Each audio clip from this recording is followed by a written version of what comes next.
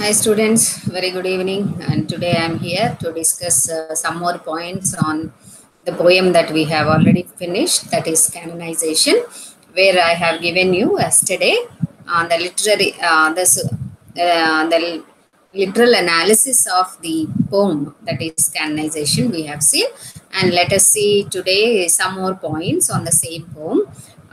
So let me present my screen for you. Yeah, some more these points actually. This poem is actually written, it's believed to be written in 1590s and originally published in 1633 after the death of John Donne. And this is published in the first edition of his songs and sonnets. Okay, that are all written by Donne only. Uh, to be indeed the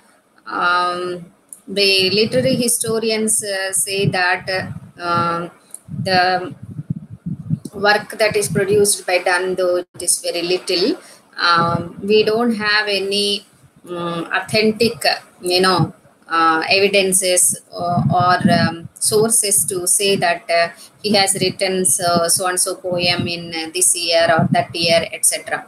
So there is, much discussion that followed when he wrote actually his songs, holy songs, hymns, etc.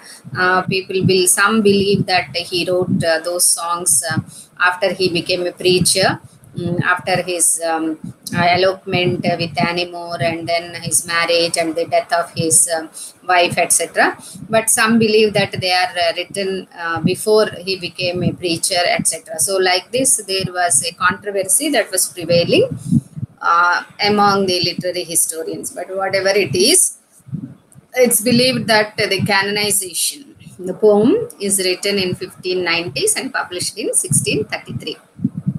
So as we have already seen, the speaker of the poem uses religious terms to affirm that his love is an elevated bond that transforms to saintliness. So the title the canonization itself, I told you, is a religious term.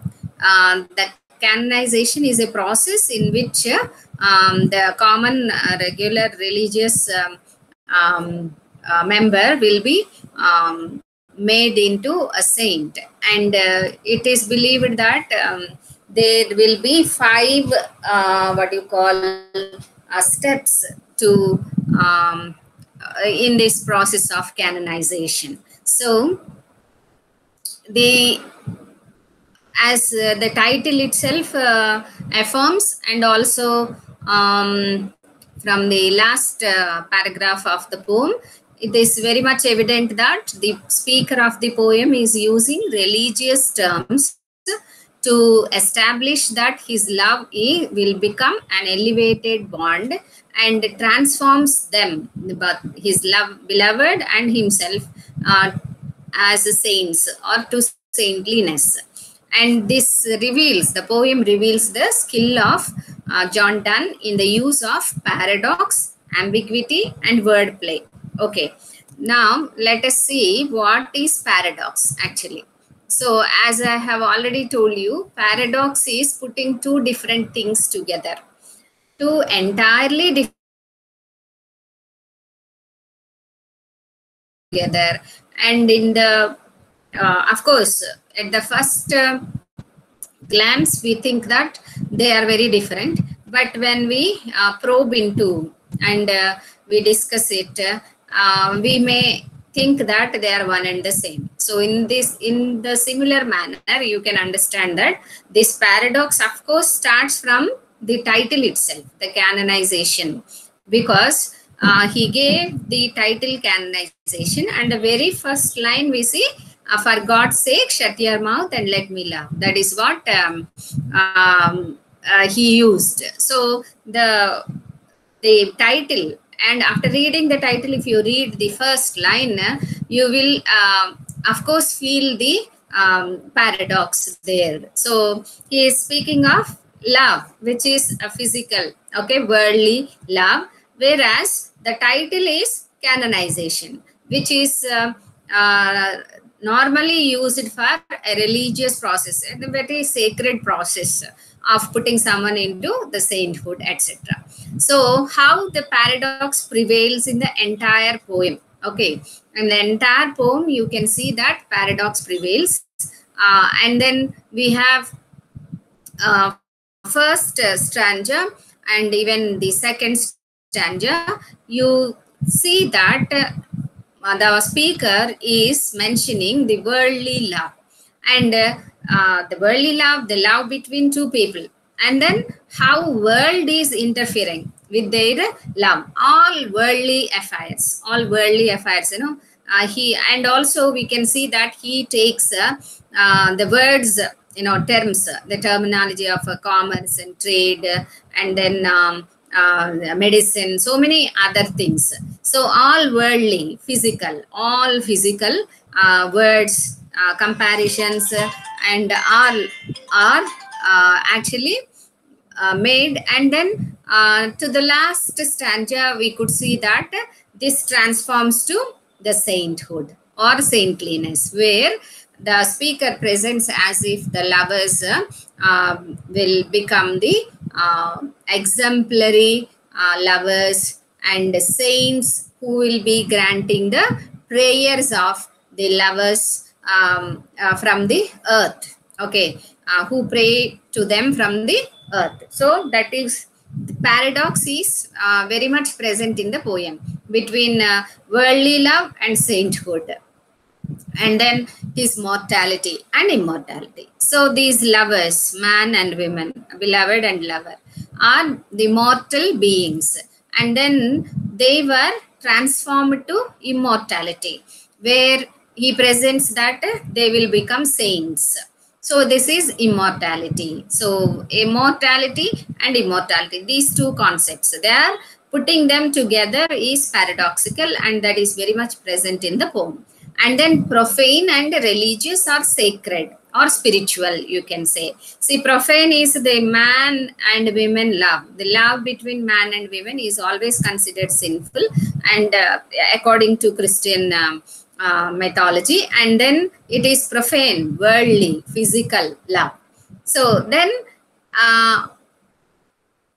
beginning with this kind of profane physical love, the speaker transforms it into a sacred, religious, spiritual, okay, saintly kind of love. So this is how, if you examine, paradox is very much present in the poem canonization. So starting from the title itself, and the thought that is developed, the thought that is developed, you will see that paradox prevailing in the poem. Actually, coming to the structure of this poem, this slide actually I missed previously. The structure of this poem is 5 stanzas, okay, which is like a song, and which feature the rhyme scheme of A, B, B, BA, CC, CA. So it is not, what you say, any pattern, a regular pattern, irregular, and 9 lines. Every stanza will have 9 lines. Thematically correspond to the steps of Christian canonization. Some critics believe that the 5 stanzas refer to the 5 steps that are involved in the Christian process of canonization. And the speaker begins his defense with the words, "For God's sake, hold your tongue and let me laugh." And this actually, as we have discussed, the beginning from this is the beginning of the worldly profane love. And then he proceeds to justify the holiness of his love affair, and also concludes that with a hope that his saintly relationship will become a model for others. And that is how the poem is abounding in what you call paradox.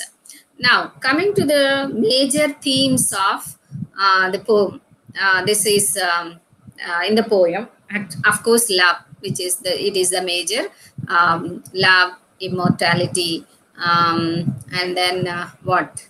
Um Yes, these two can be considered as themes, but here the major theme can be considered as love. And um, I might have referred in the introduction to Donne. Donne is popular as a poet of love, love poet. He is called as a love poet among the metaphysicals, not only among metaphysicals, but among all the popular poets of English literature. Donne is, very popularly known as the love poet. And in this canonization, the poem, it argues for the superiority of love's unifying and reconciling potential over the divisive and antagonistic impulses of the ordinary world. Say now, in this poem, what he says: we are in love and we want to become one. He says that if we can't live by this love, we will die. And after dying, what happens? They will become one. Okay. And they will be adored. They will be worshipped by all the lovers, taking them as exemplary lovers who found each other's world in the heart of each other and also in the eyes of each other. So there, it is like a unifying, love's unifying and reconciling potential. So he says, we'll be like typers. If you want, you call us flea. And then he takes the phoenix riddle, and he says it suits us well, because if we can't live, we will die, and then we will rise. Okay, he says that we will transform ourselves from the physical, worldly, mortal lovers to the sacred, immortal, saintly lovers. Love saints. In other words, he says. So that is what is the love's unifying and reconciling potential over the divisive and antagonistic impulses of the ordinary world. See, in the first stanza, you found, he says in the second stanza, or let me go to the stanzas wherein he says that, in the second stanza, see all the divisive things, what he says: soldiers find wars, lawyers find out still litigious men. And he also says that about tears, and then disease, okay, and heat, and all these things. So you can very well understand that while the physical world is full with divisive divisive politics, or animosity, okay, or aggressiveness, etc. These two people are in their own world of love, which is very much unifying. Okay, and that is how actually we can say that this poem is a love poem, and the major theme is love, because it is presenting the unifying, reconciling world which is filled with divisions, quarrels, wars, litigants, etc. Okay. In pursuing personal ambitions in business or at court, people like the imagined outsider and courtiers, soldiers, and lawyers trade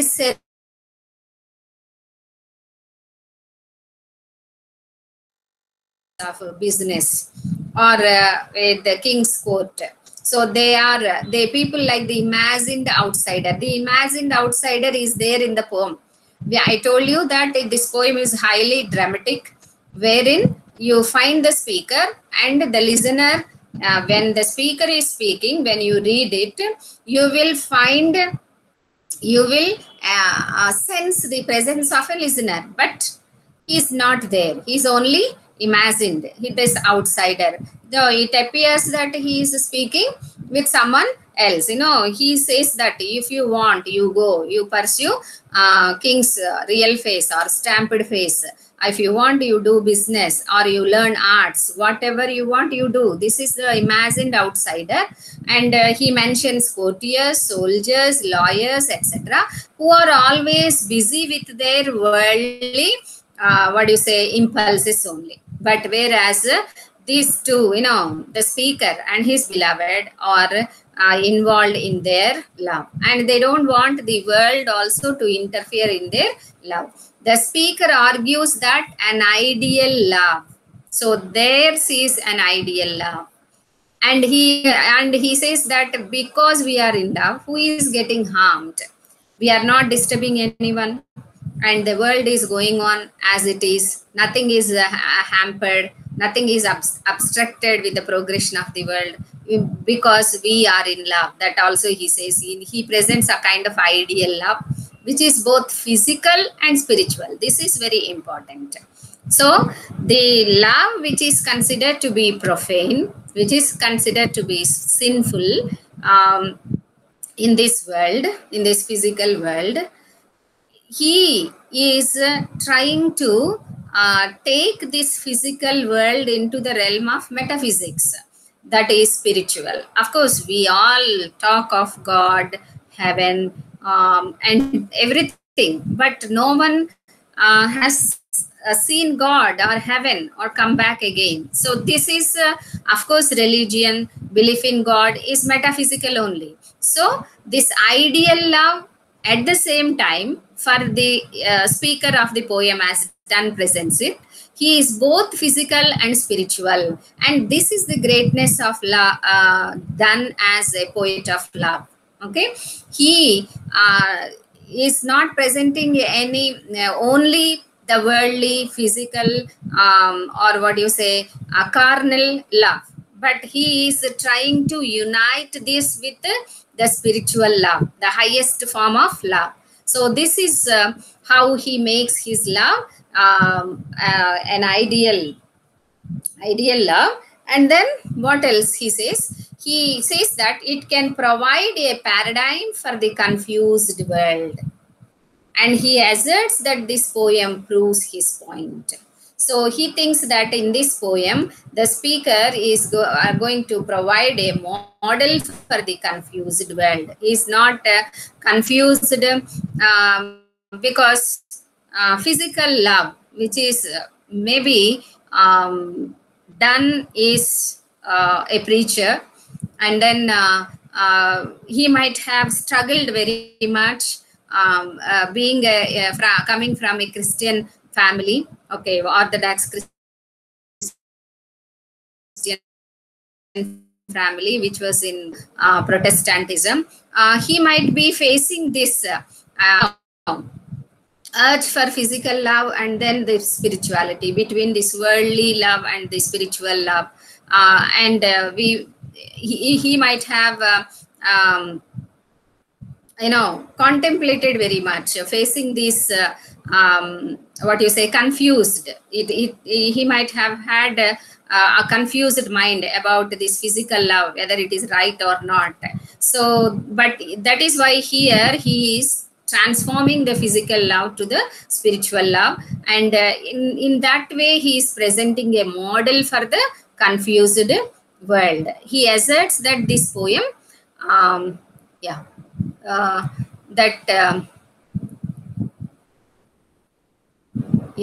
this poem, it proves his point. And this poem canonization, which is the mixture of worldly love and then spirituality, spiritual saintliness, etc., of course proves his point. Then in the first stanza, you have the reference to the king. It actually, the poem sounds somewhat autobiographical. Why he is mentioning the king's face, king or stamped face, etc. All this is autobiographical element. The first stanza, the reference to the king, some scholars think that they try to associate the poem with the accession of James I in 1604, and only 3 years earlier, Donne had put a disastrous halt to his own courtly ambitions when he eloped with Anne More, the ward of his employer, Sir Thomas Egerton. When he was employed in the court of King, he fell in love with Anne More, one of the daughters of Sir Thomas Egerton, his own employer. Then they have eloped actually. Okay, so Anne Moore's father had done blackballed in effect, and the couple experienced severe financial strain for several years. Anne Moore, though he eloped and he married, her father did not accept them, and they have to suffer very much. And this poem might be seen then as an explanation or even a justification of his apparently impulsive behavior. And that is why he was in the second line talking about if you want to talk of my palsy or my faulted fortune, faulted fortune, something he talks like that. So he says that if you want, you talk that I have ruined my fortune, but for God's sake, you don't talk about my love. That is what in the first stanza he says. So with this, you can think that it is a bit autobiographical also, which came from his own experience of love. And for love, he eloped and he destroyed his employment, and later he lost his income also, and they both have to suffer very much because of the lack of financial aid. Okay, and if his intended audience for the poem was King James himself, Donne's appeal must have fallen on deaf ears, since another 10 years were to pass before his fortunes improved. So after his elopement in 1601 till 1611, he could not improve in his financial conditions. So the marriage was apparently a happy one, however, but Anne Donne was to bear 9 children before her death in 1611. So in 1617 she died, and she begat 9 children. And after her death, Donne did not remarry. That shows his commitment towards his wife or lover. And of course, this is a kind of ideal love. Okay. One of the most important element of this poem is the use of an extended metaphor, which is known as conceit. This is called as metaphysical conceit. Use of an extended metaphor. See, the title itself is an extended metaphor, canonization. Okay, and phoenix and extended metaphors. So the whole poem actually is about metaphorical, wherein lovers are presented to be the saints. So it is an extended metaphor, which is called as a metaphysical conceit. So this type of metaphor is often unusual and challenging. Of course, so we'll find extended metaphors, use of extended metaphors, or extended similes in epic poems and in other types of poems also. But metaphysical poets are very much well known for the usage of the extended metaphors known as conceits. So as I told you, the title itself is an extended metaphor.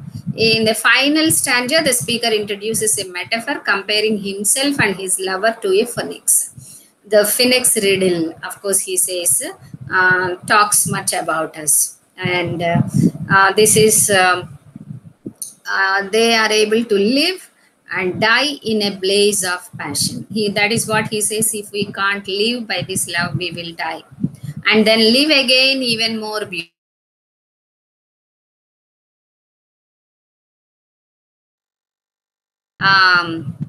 Rise, okay, spiritually, and they will attain sainthood. So that is what he says, and that is also the phoenix riddle is also an extended metaphor or a conceit. of course, this is a double reference in that death can refer to a climax in a sexual relationship. So death actually in those days is used, consummation is metaphorical for, death is metaphorical for consummation in sexual relationship. So Donne might have used in that way also. So this is another feature that is present in this poem. And of course, what is a conceit? For your idea, I have given here. A conceit is an intricate, intellectual, far-fetched metaphor. So this is how you can define a metaphysical conceit, or in general, a conceit is like this, very intricate.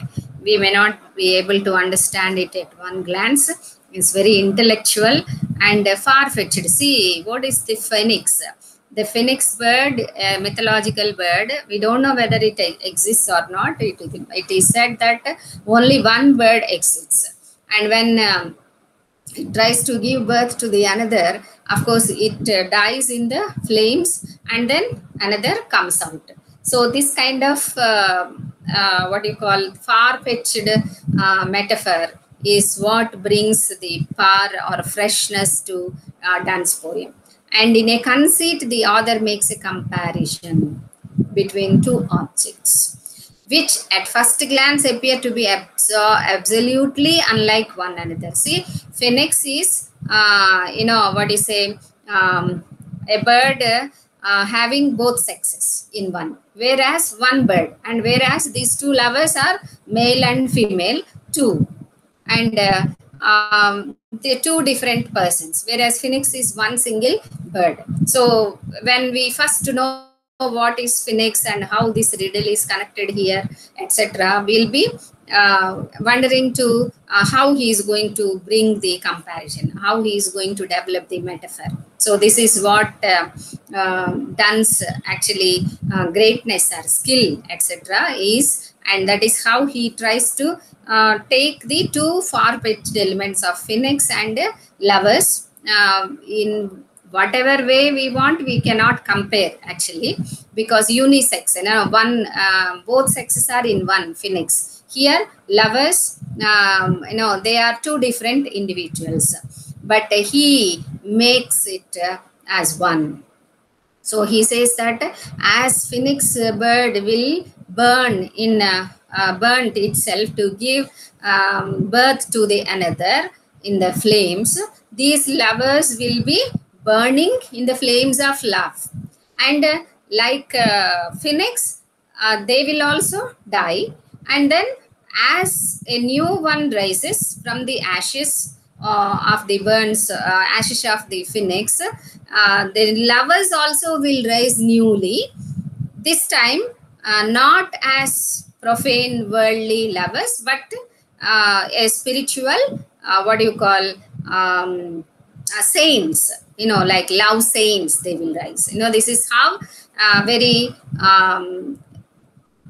skillfully he gives this metaphor of a phoenix in this poem by using this highly imaginative comparison. So it's highly imaginative to compare phoenix and lovers, and the author challenges the readers to see their relationship in a totally new way. So this is how, as we have discussed in the previous lecture, Donne's poems will have a kind of freshness. So he did not imitate, and as I have started the introduction to Donne with what is that, the first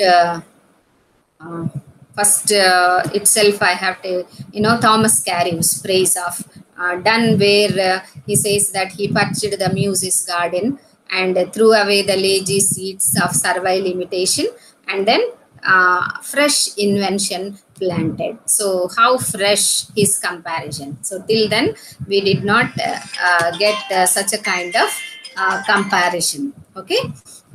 So how this how the extended metaphor is used in this, and how fresh it appears, and how imaginative Donne imaginative is done in presenting this kind of far-fetched, what do you say, metaphors, things, and where he presents the metaphor.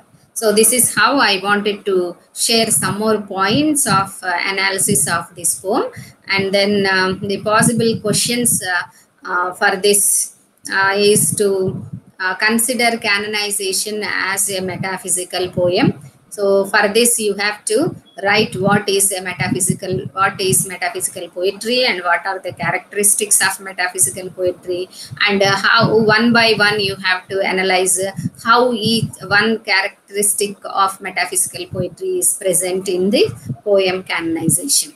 Or in other words, you may have a question like, consider Donne as a metaphysical poet with reference to the poem prescribed for your study. So this also, of course, the question revolves around the same thing, that is metaphysical poetry, poem, and poet. And then you may be asked to present the paradox as it is present in the poem canonization, how paradox is involved.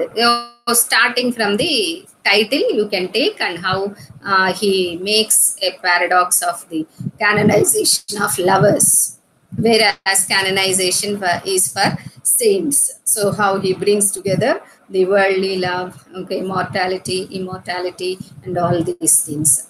And some other questions may be asked, but whatever it is, if you are thorough with the gist of the poem, literally, you can just modify your answers, and then answer the best possible way, whatever you can.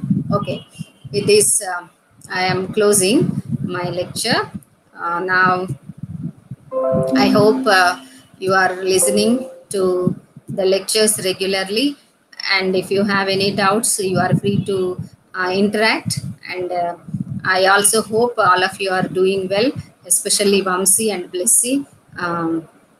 Please do take care of your health also, and please let us know how you are doing. And rest of the students, I hope you have started your preparation also, because you may have examinations by the end of this month, coming month, tomorrow, May onwards. So please start your preparation, don't waste your time. And if you have any doubts in the preparation, you please be in touch. And if you feel like having any physical sessions for a day, for a day or two, who are residing in the locals and who don't have any difficulty in traveling to the campus, can come and interact with the teachers. But before you come, you please call them, and make sure that the teachers will also come when you come. If you think that you need a personal interaction, you can do that. Okay, have a nice time. Bye.